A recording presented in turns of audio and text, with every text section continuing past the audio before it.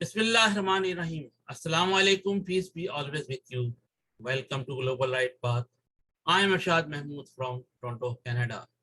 The topic is بجاؤ تالی ہو گئی شادی. آج ہر شخص اپنے بیٹے اور بیٹیوں کے بہترین رشتے کے لیے پریشان ہے اور ایسا لگتا ہے کہ ان کی اولاد کے لیے اللہ کو کوئی خاص آرڈر دیا جائے.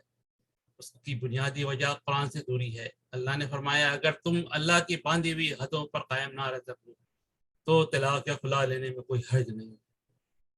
اس کا مطلب لوگوں نے صرف آزادی کی اجازت کو لے لیا ہے لیکن آزادی حاصل کرنے پر پورا زور دیا ہے. اور جدھر دیکھو بجاؤ تالی ہو گئی شادی کی گونج ہے.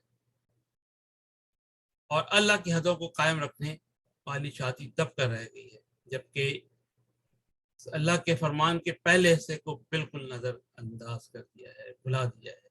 اس میں اللہ نے خاص طور پر اللہ کی حدوں کا ذکر کیا ہے.